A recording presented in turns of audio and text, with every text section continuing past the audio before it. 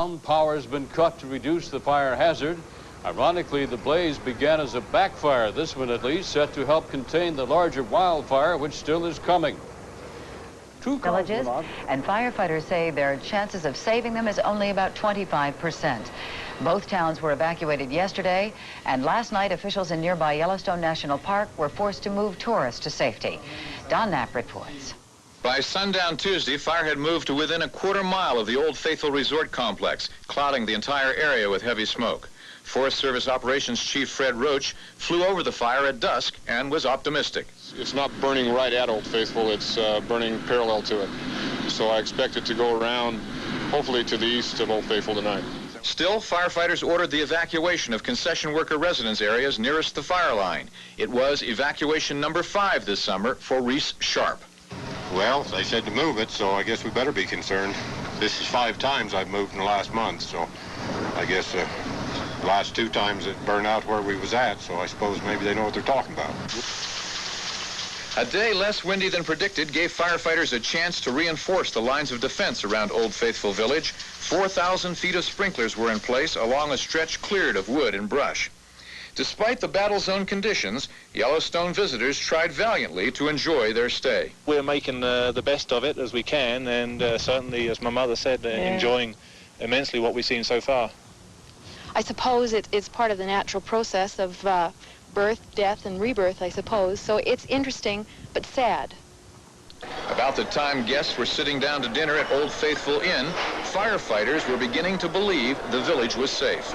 So I suspect that it'll sort of burn out around this facility and probably, in effect, fireproof it. But confidence faded fast. A second flight over the fire zone changed some minds about tourist safety. Based on that hour difference, and with the wind still blowing quite strongly, as we've all noticed here, that the situation would warrant an orderly evacuation. Guests at the Old Faithful Inn were ordered to evacuate Wednesday morning. Firefighters decided the risk was too great and ordered the entire village shut down. At Yellowstone National Park, Don Knapp for CNN. Threatening 2 small towns in Montana. Residents of Silvergate and Cooke City have been cleared out of the area, and firefighters are hosing down buildings to prevent flying embers from taking hold. Fire authorities at the scene say a massive fire break plowed around the fire is keeping flames from spreading, but that a shift in winds could spell trouble. Firefighters worked through the night as flames leapt from treetop to treetop.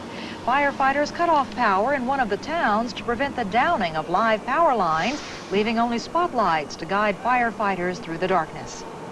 A spokesman for the National Park Service announced in Washington a short while ago that all the backcountry areas of Montana have been closed. He says if firefighters can just hang on through this critical period, they may get some rain this weekend.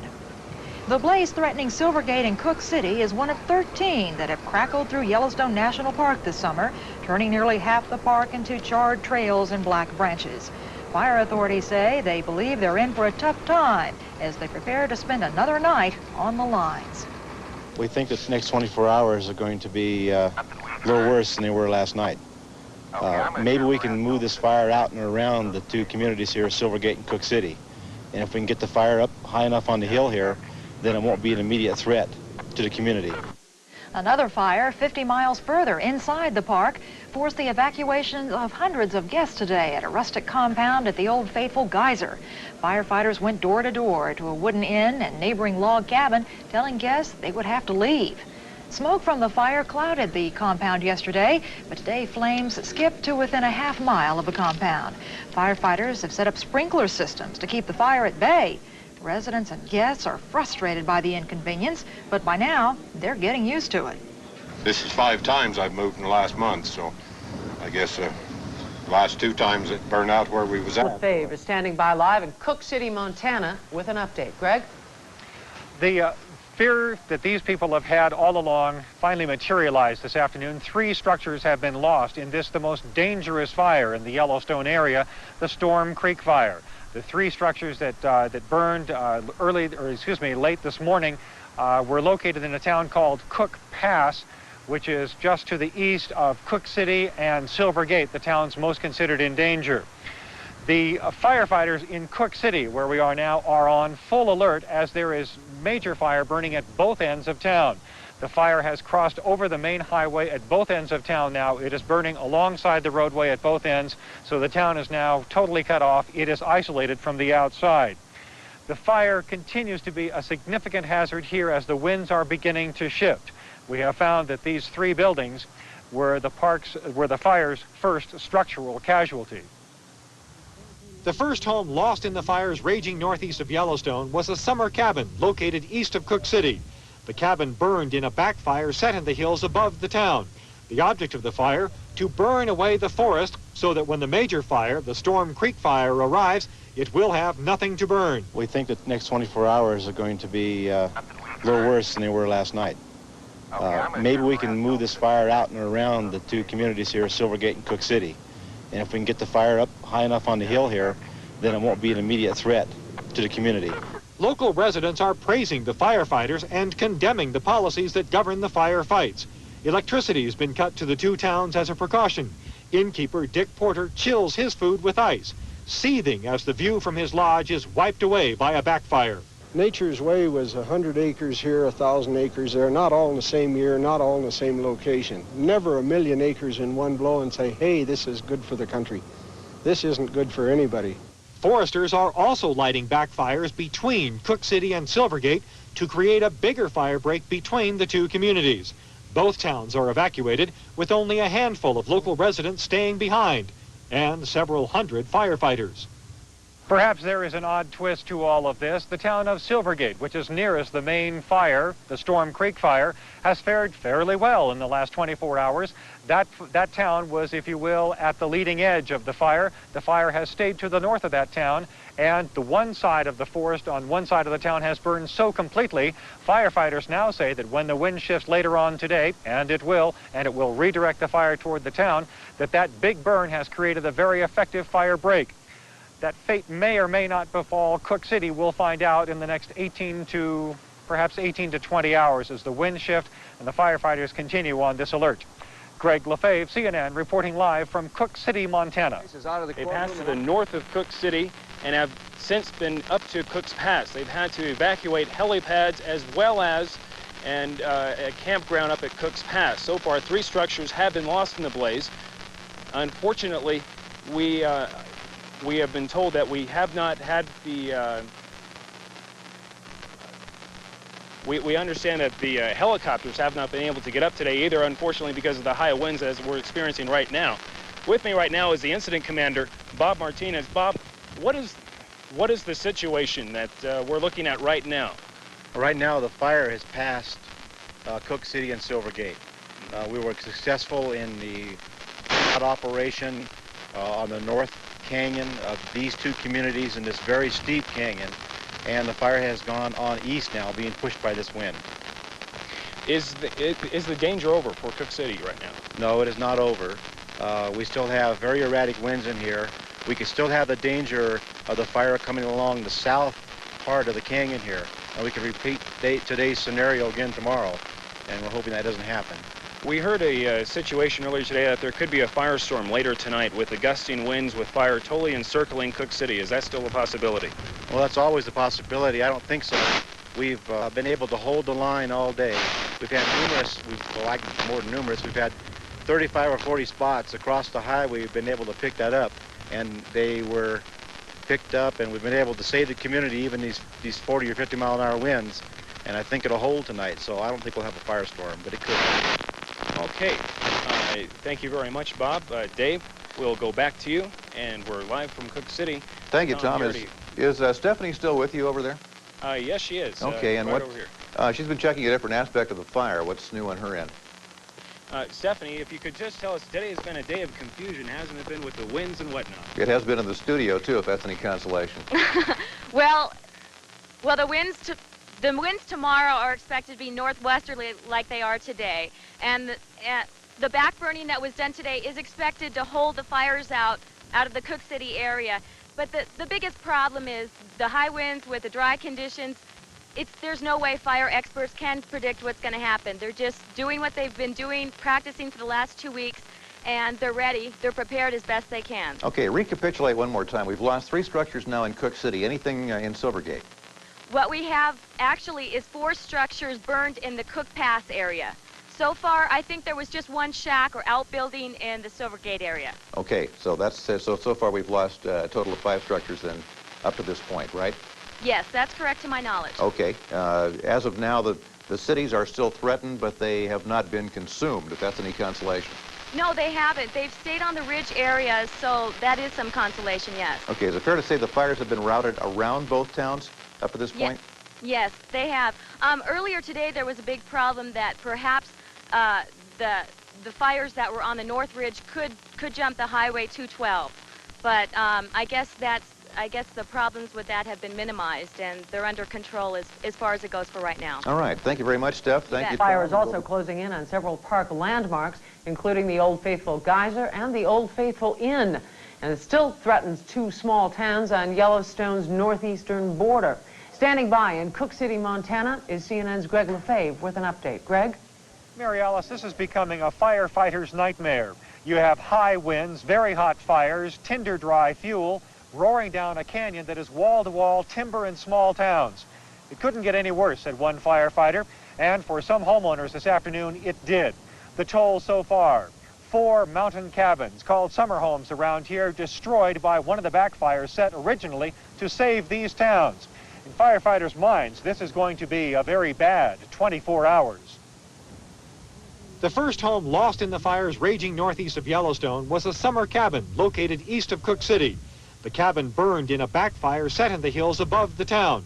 The object of the fire, to burn away the forest so that when the major fire, the Storm Creek fire, arrives, it will have nothing to burn. We think that the next 24 hours are going to be a little worse than they were last night. Maybe we can move this fire out and around the 2 communities here, Silvergate and Cooke City. And if we can get the fire up high enough on the hill here, then it won't be an immediate threat to the community. Local residents are praising the firefighters and condemning the policies that govern the firefights. The policy has also enraged members of Congress like Wyoming Senator Malcolm Wallop, who is furious over what has become the Yellowstone Holocaust. Let nature take its course has damn near destroyed nature. Wallop has demanded the resignation of National Park Superintendent William Penn Mott. Electricity has been cut to the 2 towns as a precaution. Innkeeper Dick Porter chills his food with ice, seething as the view from his lodge is wiped away by a backfire. Nature's way was 100 acres here, 1,000 acres there, not all in the same year, not all in the same location. Never 1,000,000 acres in one blow and say, hey, this is good for the country. This isn't good for anybody. Foresters are also lighting backfires between Cooke City and Silvergate to create a bigger fire break between the 2 communities.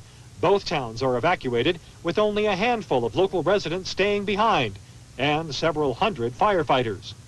Some of those firefighters are now high on the ridge above Cooke City. You can see them behind me. One of the big backfires roared through here this afternoon, and these firefighters are determined to make sure that that blaze doesn't come back down into the town here in Cooke City. There are a number of fires, as you know, raging in Yellowstone National Park, and one of the most endangered landmarks there is Old Faithful. And we have more on that from Don Knapp. Bellhop. I have some fire evacuation information for you.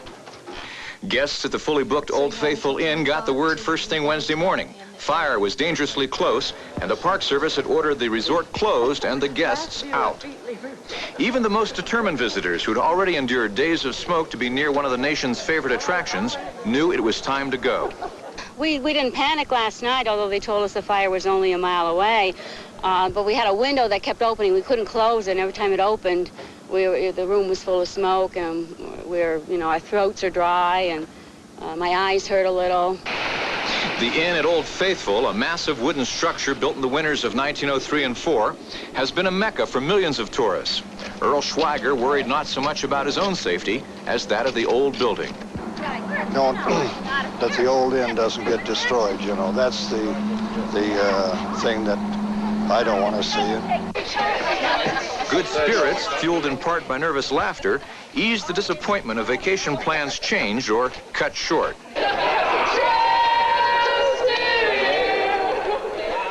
It was an emotional time for employees, too, whose jobs and summer friendships were shortened by the fires. Despite the crisis that has forced the closure of this popular resort a month ahead of time, firefighters remain confident they'll be able to save the complex, even now as fire approaches the lines. Light. It's not going to be a big wall of flame. It'll back into the area. We're hoping that it'll back in and tend to clean out the brush underneath or the fuel underneath so that it doesn't reburn. And it'll hit us, I suspect it'll hit us fingers, a little finger here, a little finger there. When the west wind goes, it may move around the outside perimeter. Even if the immediate threat subsides, Old Faithful still won't be guaranteed safe as long as fires in the area remain out of control. At Yellowstone National Park, Don Knapp for CNN. Firefighters tell us the key to all of this is the winds, how the winds behave. For the past 24 hours, they've been blowing upslope here, keeping the fire away from town. They are due to shift around and blow in toward town. Firefighters are on full alert all along this row here. We'll keep you informed as the evening progresses. Greg LaFave, CNN, reporting. And there are a lot of angry people who believe that the National Park Service is responsible, that it let the fires burn too freely for too long. Old Faithful in the park and the villages of Silvergate and Cooke City on the northern border are feeling the heat from wind-driven fires that have consumed more than 1 million acres of the park so far. NBC's Roger O'Neill is at Old Faithful, where the colorful old lodge and many buildings are endangered. Roger? Tom, that North Fork fire has been making a strong march toward Old Faithful since noon, and it got considerably stronger in the last half hour. We now have 50 to 60 mile-an-hour winds here, and the fire is less than 2 blocks from the inn. There is one way out. Fire is on 3 sides. Firefighters are ready for a fight similar to the battle they had in Cooke City and Silvergate. There, a spot fire started by hot embers ignited the forest. The fire line is still holding back the main blaze, even with winds gusting to 50 miles an hour today. 1,200 firefighters blanketed Silvergate with water. It prevented the buildings from catching fire. A slight shift in the wind then pushed the fire to the northeast toward Cooke City, 3 miles away. All roads in and out of both towns are blocked by fallen and still burning trees. Smoke was clearly visible in Denver today, 400 miles away, and has drifted as far south as Amarillo, Texas. It can be seen as far east as Rapid City, South Dakota. In Washington today, a meeting of Western senators with Interior Secretary Donald Hodel. Afterwards, Senator Malcolm Wallop called for the resignation of National Park Director William Mott. My own view is that Director Mott's consistent statements about how good this is for the park are sufficient to ask for his resignation, and I have done that. I have a very clear impression that the Park Service didn't have the requisite sense of urgency and assertiveness and aggressiveness to get these fires out. That is, they're casual about it. At Old Faithful, an aerial assault on the fire all day long, slowed but never stopped the flames. Bell porter. Bell porter. 600 guests at the Old Faithful Inn were awakened at 7 and asked to leave by 10. The Park Service has decided to evacuate the Old Faithful area. The evacuation was orderly and calm. People understood the problem, but there did seem to be some sadness. It's very sad to see all the black And parts I'm of the so woods. pity for you. They keep telling me it's history, but I would rather see it as it was. And many wanted to take a last look at the Old Faithful Geyser, the most famous symbol at Yellowstone. As the cars and buses left, the 84-year-old inn stood alone. It is a magnificent structure, once the largest log hotel ever built. All of the wood beams in the original inn came from the forest of Yellowstone. A park employee said she wanted to stay to help the firefighters save it. It is relatively safe. A new sprinkler system on the roof was completed this year.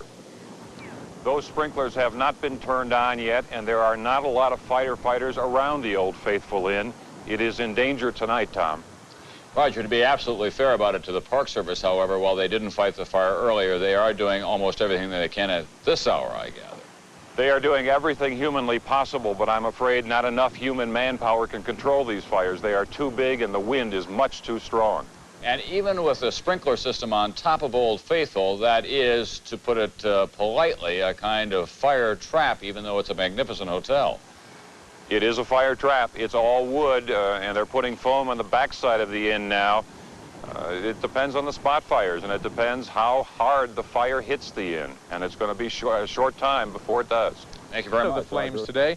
Those flames are from that Northgate fire, the fire we've been watching for a couple of weeks, carried the flames over the ridges and into the valley that holds the park's most popular attraction. The fire had been expected to get here since Tuesday night, but its arrival was much more fierce than anyone had counted on. Firefighters thought they did have a reasonable chance of saving the village. They poured water on the buildings and counted on large meadows to slow down the fire that stood in its path. However, 4 buildings caught fire in the rain of sparks. One of those buildings was destroyed. In anticipation of all of this, earlier today, the Park Service evacuated the inn at Old Faithful. Some 800 people were sent packing, told to go home, and the park closed, or at least that part of the park closed a month ahead of schedule.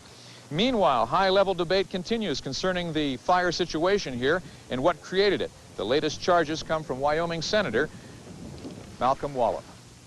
Let nature take its course has damn near destroyed nature. Nature's way was 100 acres here, 1,000 acres there, not all in the same year, not all in the same location. Never 1,000,000 acres in one blow and say, hey, this is good for the country.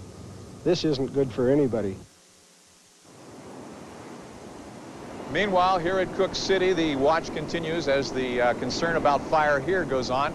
The city has been saved now twice in the past 2 weeks, Cooke City and nearby Silvergate. Fire came this way today, but passed the city a little bit when a backfire was set and created some problems up the road. And right now, they're just sitting here and waiting. The winds are still tonight, so it looks like the problems at least have subsided for now. Were lost, and not many are happy with that result.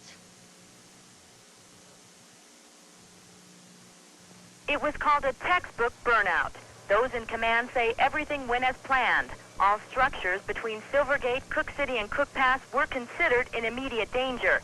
350 were saved, 8 were lost. Build a house with wood shake shingles out in the forest, and we have a fire out there. It makes it very, very difficult to save the structure. However, some local residents think the burnout was unnecessary and possibly did more damage than the main fire might have done. Cullen disagrees. If we did nothing, the main fire, which is still to the west of us in Pebble Creek, would come down here in a major flame front, and we probably would have had a much greater loss of structures and probably would have had to pull out quite a bit of our resources for their own protection. Who's responsible for these losses? Well, Cullen says that question's in the hands of U.S. government attorneys. But as far as he's concerned, it was a no-win situation. Whatever the case may be, future tourism here remains questionable. I think probably the tourists and so forth know that it's kind of weird to come and look at a black burned out forest. Which Newsnight on CNN, I'm Patrick Emery. And I'm Susan Rook. More on Thursday's shuttle test in just a moment, but first our top story. For the first time ever, roaring, raging fires forced rangers to close down all but a small section of Yellowstone National Park. Dunlap reports even veteran firefighters said they'd never seen flames like these. The smoldering remains of 16 wooden buildings at Old Faithful were a stark reminder of the firestorm that roared through here Wednesday afternoon. Most of the buildings stood at the edge of the resort complex, nearest the tall trees that fell before the advancing wildfire. Employees' quarters, shops, and 23 guest rental units were destroyed. The buildings were destroyed after an emergency evacuation that saw hundreds flee the area. The fire hit here about mid-afternoon Wednesday in a roar of wind and flames. Firefighters said there was nothing they could do except get out of the way. Firefighters turned their efforts to the massive wooden buildings at the heart of the complex. Neither the Old Faithful Inn nor any of the other major structures were damaged. Veteran firefighter Fred Roach, who's the operations chief here, said it was one of the fiercest fires of his life. I've never seen fire activity like that before in my life. The fire came down off the ridge, and it was about quarter of the way down, or 3/4 of the way down off the ridge. Flame lengths, I estimate, at 200, 250 feet, leaning back over the structures in the maintenance yard across the highway, and it was very, very intense. Roach now worries about the spot fires left behind that continue to burn in trees as close as a few hundred yards from the resort complex. The threat Thursday, as on Wednesday, comes from the still uncontrolled blazes and the possibility that winds will again pick up and change direction. Firefighters say this whole thing is in nature's hands, and they say that if nature withdraws the winds and begins the rains, they'll bring it under control. Reporting from Yellowstone National Park, Don Knapp for CNN. About 150 residents of Silvergate and Cooke City, Montana were allowed to go home Thursday. The two small towns border Yellowstone. Firefighters warn the residents still are not completely out of danger, though. A shifting wind could push fires up through the dry canyon south of the towns. That would force another evacuation. President Reagan ordered a cabinet-level team to go to see if more federal help is needed to fight the western fires. A White House spokesman says more U.S. military troops will probably be sent to the fire lines. The spokesman also says the White House has no plans to fire the Park Service director, William Mott.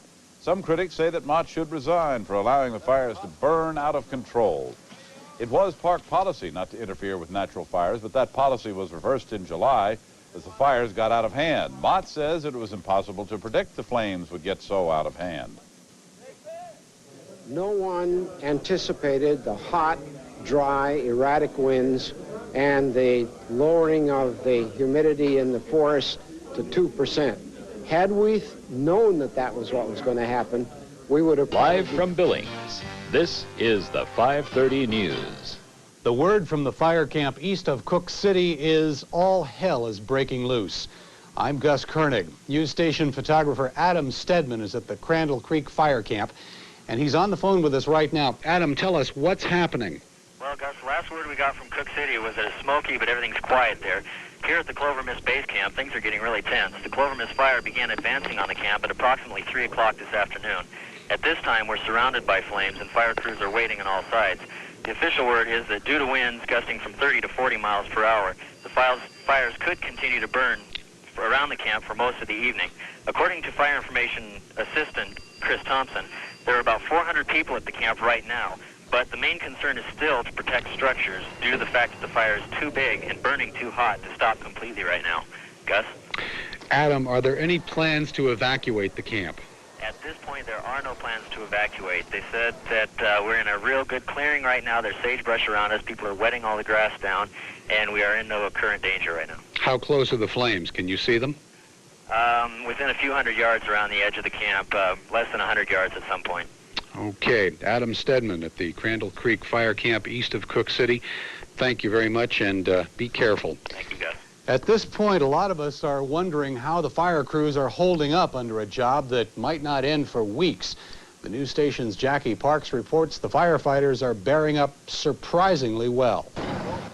When it comes to fighting these huge fires, staying healthy is half the battle. In fact, if you look inside this fire camp's medical tent, you'll see most people aren't suffering from injuries as much as they're suffering from smoke inhalation and the common cold. Most of what we're seeing, 75% or so of our problems, have to do with respiratory things. And they're not bacterial things, they're viruses, and they're made worse by smoke conditions and dust. And as the wind comes up, we're seeing a lot of debris in the eyes. We're washing a lot of eyes. We've had to send a few people in for small lacerations on their eyes, but we've been fortunate so far. Wentz says he averages more than 100 patients a day, people mainly needing help with cuts or scrapes. But as far as exhaustion's concerned, Wentz says crews seem to be doing okay. We're looking for that. We're looking for indicators of that by people falling over, lacerations on hand tools, simple things like that that would indicate it, and we really haven't seen much of it, not as much as we might think. In case a real emergency ever arises, the camps are equipped with ambulances to take patients to the nearest hospitals. But so far, at least in this fire camp, that hasn't been necessary. Just east of Cooke City, I'm Jackie Parks reporting for the news. To 60 miles an hour could create the most destructive fire conditions yet. And now the North Fork fire is advancing on the oldest developed area in the park. Today, the Mammoth Hotel was evacuated, and all services at Mammoth have been suspended. A firefighter was killed this morning while battling the Red Bench fire near Glacier National Park. That blaze now covers more than 27,000 acres. A burning tree fell on 5 firefighters about 5 miles north of Polebridge. The other 4 are being treated at the hospital in Kalispell.